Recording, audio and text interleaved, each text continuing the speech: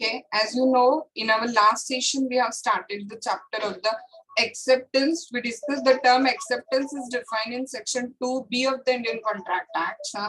It was like when the person to whom the proposal is made signifies his assent thereto. The proposal is said to be accepted, and proposal when accepted becomes the promise. Okay, then हमने discuss किया कि acceptance को valid होने के लिए कुछ legal rules दिए गए इंडियन कॉन्ट्रैक्ट एक्ट में, जैसे कि number 1, acceptance can be given only by the person to whom the offer is made. जिसको ऑफर की उसी को एक्सेप्टेंस देना. उसके लिए हमने फेमस जजमेंट डिस्कस किया, Boulton versus Jones, which was about specific offer.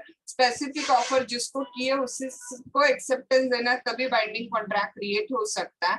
And general offer can be accepted by anybody from the general public. We discuss the case of Carlyle versus Carbolic Smoke Ball Company. Okay, then we gone through the next point. Acceptance must be unconditional, unqualified. It should be absolute.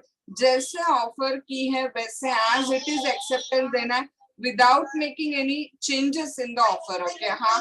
And for that we discuss the case of a Neil versus Merit का case discuss किया हमने.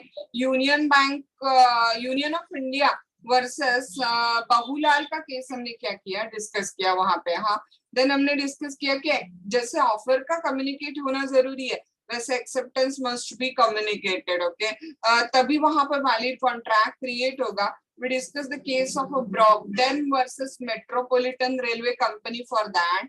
Again, we discussed the case of a Bhagwan Das versus Giridhar Lal for that. We discussed the case of a Hayworth versus Knight case for that. Huh? Then we discuss a very important point that acceptance must be given in a prescribed mode if the mode is a prescribed. If no mode is a prescribed, acceptance must be given in a reasonable mode. Okay. Then next point we discuss about acceptance is a time factor. If any time is specified for giving your acceptance, the acceptance must be given within that time only. And if no time is specified, then acceptance should be given in the reasonable time. And there is no single criteria of deciding the reasonable time. Reasonable time will depend upon the each case, facts and circumstances of the each case. Okay, then we are going to deal with the next fresh point about essential elements of the valid acceptance. And the fresh point we are going to discuss about essential element of valid acceptance right now is the mere silence does not amount to the acceptance. And this point we also discussed in the offer itself. इस point को हमने क्या किया था, आपको याद है ना सबको? ऑफर में भी हमने इसको डिस्कस किया था. क्या डिस्कस किया था याद है? अगर ऑफर में कोई ऐसा स्टेटमेंट है कि non compliance of which will amount to the acceptance, then such acceptance is not considered as a valid acceptance. And such offer will not be considered as a valid offer. Okay, see देखो, अगर आप कुछ reply नहीं देते हो तो आपका ना रिप्लाई करना मतलब आपका एक्सेप्टेंस है. ऐसे एक्सेप्टेंस प्रिज्यूम किया नहीं जा सकता. That point we are going to deal right now. देखो, mere silence is not acceptance. The acceptance of offer cannot be implied from the silence. Silence of offeree or failure to answer. Okay, unless the offeree has in a previous conduct indicated that his silence is the evidence of the acceptance. देखो, यहाँ पे ना आपको एक छोटा सा point मुझे बताना है. मैंने आपको पूछा would you like to purchase my car for ₹50,000. If you did not reply me within 8 days, I will presume that you have accepted my offer. Now this offer is considered as a not valid offer क्योंकि मैं यहाँ पे आपका acceptance silence से presume कर रही हूँ. But मुझे एक important point आपको बताना है, और वो important point क्या? देखो, मैंने आपको बोला would you like to purchase my car for ₹50,000? Reply me within 8 days. आपने आगे sentence add किया, ma'am, I'm going to a place where there is no network and phone issues will also be there. If I'm become unable to answer you within 8 days, you take my acceptance impliedly. तो फिर यहाँ पे देखो, आपने 8 दिन के अंदर अंदर मुझे रिप्लाई नहीं किया तो आपका एक्सेप्टेंस इम्प्लाइड पकड़ा जाएगा, क्योंकि समझ के लो ऑफरी ने खुद इंडिकेट किया है कि उसका साइलेंस जो है, उसका साइलेंस कंसिडर किया जाएगा, evidence of the acceptance consider किया जाएगा. Getting what I am saying you? Normal rule क्या है? साइलेंस से एक्सेप्टेंस इम्प्लाइड नहीं पकड़ा जा सकता. बट अगर ऑफरी खुद इंडिकेट करता है कि मैं रिप्लाई नहीं कर पाया तो आप मेरा एक्सेप्टेंस इम्प्लाइड पकड़ लेना, तो फिर वो ऑफरी का silence will amount as the acceptance. याद रखो यहाँ पे हम लोग या बात कर रहे हैं साइलेंस की, ओके, मतलब आपने रिप्लाई नहीं किया तो प्रिज्यूम किया जाएगा एक्सेप्टेंस वगैरह, हाँ, नहीं तो आपको वो इम्प्लाइड एक्सेप्टेंस अलग बात है, and implying the acceptance from silence अलग बात है। रिप्लाई नहीं किया तो हाँ ये अलग बात है, और बस के अंदर चढ़ जाना मतलब एक्सेप्टेंस, ये इम्प्लाइड एक्सेप्टेंस है, वो साइलेंस नहीं है ना। आप बस के अंदर चढ़ते हो मतलब आप कुछ ना कुछ एक्सप्रेस करते हो वहां पे कि हाँ आपको उस बस में चढ़ना है। आप वेजिंग मशीन में रुपी डालते हो मतलब आप एक्सेप्टेंस दे रहे हो ना, कंडक्ट से एक्सेप्टेंस दे रहे हो, भले मुंह से नहीं दे रहे हो, तो वो इम्प्लाइड फ्रॉम कंडक्ट है एक्सेप्टेंस, हाँ, and implied from silence lawful नहीं है, okay. So the acceptance of an offer can not be implied from the silence, हाँ, और offer is failure to answer, हाँ, अगर ऑफरी ने खुद अपने प्रीवियस कंडक्ट से बताया होगा कि if for any reason I become unable to answer my silence will be impliedly taken as a yes, then उसका silence yes consider किया जाएगा, हाँ। अब इसके लिए हम लोग क्या कर रहे थे, कोई फेमस जजमेंट हम इसके लिए डिस्कस कर रहे हैं, हाँ। The name of the case is a Felthouse versus Bindley, थोड़ा सा क्रिटिकल है, हाँ।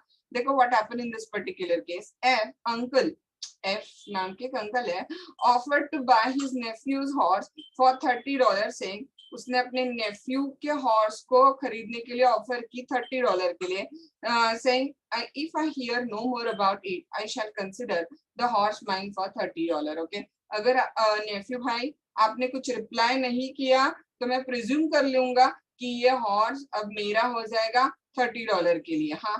Nephew did not reply to the F at all, nephew ने आपको कुछ भी रिप्लाई नहीं किया, मतलब नेफ्यू ने अंकल को कुछ भी रिप्लाई नहीं किया वहां पे, हाँ। He told his auctioneer B to keep the particular horse out of the sale of his farm stock as he intended to reserve it for uncle। लेकिन ना नेफ्यू के पास में बहुत सारे हॉर्स थे और अपने सारे हॉर्स का उसने ऑक्शन से लगवाया था, तो उसने अपने ऑक्शनियर को लेकिन ऐसे बताया, ऑक्शनियर को उसने क्या बताया, देखो वहां पे कि ये वाला हॉर्स जो है ना पर्टिकुलरली आप मेरे अंकल के लिए साइड में रख देना, क्योंकि ये हॉर्स मैं अपने अंकल को बेचना चाहता हूँ। बट कीप इन माइंड उसने अपने अंकल को कुछ रिप्लाई नहीं किया, हाँ, he didn't replied anything to the uncle, हाँ। नाउ देखो एफ मतलब वो जो अंकल है, he sued him for conversion of his property, हाँ, sorry my mistake, by mistake क्या हो गया, देखो auctioneer sold the horse, by mistake auctioneer ने क्या कर दिया, वो जो नेफ्यू ने घोड़ा अंकल के लिए रिजर्व रखा था वो घोड़ा भी क्या कर दिया, बेच दिया, हाँ। अब अंकल ने क्या किया, सूट फाइल किया नेफ्यू पे, हाँ, कि वो घोड़ा मुझे देना चाहिए। क्वेश्चन मार्क था कि क्या ये सूट मेंटेनेबल है, क्या अंकल वो सूट फाइल कर सकते हैं, क्या अंकल उस केस में सक्सेसफुल हो सकते हैं।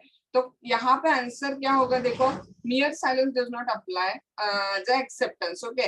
तो नेफ्यू ने एक्सेप्टेंस अंकल को कम्युनिकेट ही नहीं किया है ना, आपको पता है, हाँ। तो अंकल और नेफ्यू के बीच में तो कोई कॉन्ट्रैक्ट ही नहीं क्रिएट हो गया था, क्योंकि एक्सेप्टेंस नेफ्यू ने अंकल को कम्युनिकेट ही नहीं किया है। So it was held that uncle could not succeed, हाँ, as the nephew has not communicated his acceptance to him। Nephew ने उसको एक्सेप्टेंस कम्युनिकेट ही नहीं किया था, तो अंकल वहां पे सक्सेसफुल नहीं हो सकते, हाँ। देखो A subscribed for a weekly magazine for a 1 year, हाँ, इन्हें एक वीकली मैगजीन के लिए क्या किया, सब्सक्राइब किया। Even after the expiry of a subscription magazine company continue to sell the magazine for a 5 year। देखो even after the finishing of the subscription period भी गलती से वो मैगजीन कंपनी उसको अगले 5 साल तक मैगजीन बेचती रही वहां पे, हाँ। एंड यहाँ पे इंटरेस्टिंग पॉइंट आता है, देखो ए को क्या करना चाहिए था, बोलो वो मैगजीन मना करना चाहिए था लेने से, इन्फॉर्म करना चाहिए था, या पोस्ट वाले को वापस देना चाहिए था, कुरियर वाले को, पोस्ट वाले को, व्हाटएवर, हाँ। Now and also A continue to use the magazine but denied to pay the bill sent in, हाँ, ए ने मैगजीन लेता गया वो भी, हाँ, लेकिन बिल देने के लिए क्या हो गया, वो वहां पे डिनाई करने लगा। तो यहाँ पे उसका मैगजीन लेना मतलब इम्प्लाइड एक्सेप्टेंस है ना, कंडक्ट है ना, उसने वो मैगजीन लेता गया, he should have been written the magazine but उसने मैगजीन रिटर्न नहीं किया, तो यहाँ पे A would be liable to pay as he continued the use of the magazine was the acceptance of offer। उस मैगजीन को यूज करना मतलब itself क्या था, बोलो एक्सेप्टेंस ऑफर कंसिडर किया गया, हाँ। ओके सो mere silence क्या हो जाएगा देखो, did not amount to the acceptance. So acceptance cannot be implied from the silence. Then now the next point, मैंने आपको जानबूझ के इसलिए बताया था 6 पॉइंट और 7 पॉइंट का फर्क समझ के लो.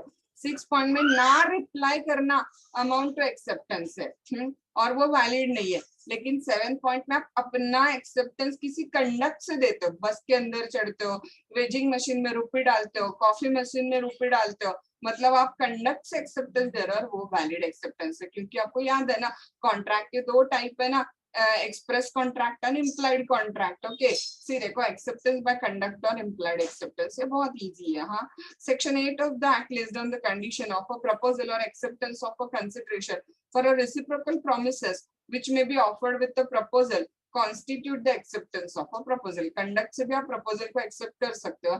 This section provides acceptance of proposal by conduct as against the other mode of acceptance like verbal or written. Verbal written कुछ नहीं कर रहे हो आप, conduct से acceptance दे रहे हो. Therefore when a person perform an act intended by the proposer as a consideration for promise offered by him, performance of act constitute the acceptance. हाँ उस एक्ट का करना मतलब ही क्या होगा देखो, एक्सेप्टेंस होगा. आप मेरे शॉप में आए, बोले कि 5 पोता गेहूं भेज देना, मैंने बोला कुछ नहीं, आपको 5 पोता गेहूं भेज दिया, मतलब मेरा एक्सेप्टेंस क्या है देखो, कंडक्ट है. मैंने आपको 5 पोता गेहूं क्या कर दिया, भेज दिया वहां पे. हाँ एग्जाम्पल देखो, वही एग्जाम्पल है आगे. When tradesman receive the order from a customer, आप कस्टमर हो, मेरी शॉप में आए हो, मैं ट्रेड्समैन हूँ, आपने मुझे order the, and execute the order by sending the goods. The customers order for a goods क्या हो गई बोलो, ऑफर, और ट्रेड्समैन ने गुड्स भेज दिए, मतलब क्या हो गया देखो, एक्सेप्टेंस. हाँ which has been accepted by the tradesman subsequently by sending the goods. It is the case of acceptance by क्या हो गया बोलो, conduct हो गया. हाँ now दूसरा एग्जांपल है, when a cobbler sits with a brush and a polish, a person giving his shoes for a polishing constitute an acceptance by conduct. बहुत सिंपलेस्ट एग्जांपल है. हाँ बूट पॉलिश करने के लिए कॉबलर रोड पे बैठा हुआ है with the brush and polish. आप मुंह से कुछ बोलते नहीं हो, आप जाते हो उसके सामने अपना पाँव रख देते हो विथ योर शूज. हाँ दैट मीन्स वो क्या हो गया बोलो, वहां पे कंडक्ट से एक्सेप्टेंस क्या किया जाएगा, कंसिडर किया जाएगा. Okay so we finished out the rules of a valid acceptance. Acceptance को वैलिड बनने के लिए क्या क्या चाहिए वो सारे पॉइंट्स हमने यहाँ पे खत्म किए. Acceptance can be given by person to whom offer is made. Acceptance कैसा होना चाहिए, एब्सोल्यूट एंड अनक्वालिफाइड होना चाहिए. Acceptance must be communicated. Then acceptance must be in a prescribed mode. Acceptance must be given in a time limit or reasonable time. Mere silence does not amount to the acceptance. An acceptance by conduct or a implied acceptance. Okay. So यहाँ पे हमने point number 2 that is acceptance from the essential elements of valid contract खत्म किया. अब आपको पता है acceptance हो, ऑफर हो, या ऑफर या एक्सेप्टेंस को रिवोक कर रहे हो, तीनों का कम्युनिकेशन होना बहुत ज्यादा जरूरी है. आपको पता है क्योंकि हमने ऑफर में भी डिस्कस किया कि offer must be communicated, acceptance में भी डिस्कस किया कि एक्सेप्टेंस मस्ट बी कम्युनिकेटेड. हाँ तो एग्जैक्टली वही हमारा नेक्स्ट सेशन पॉइंट होगा. Communication of offer and acceptance will be the next session point we will discuss.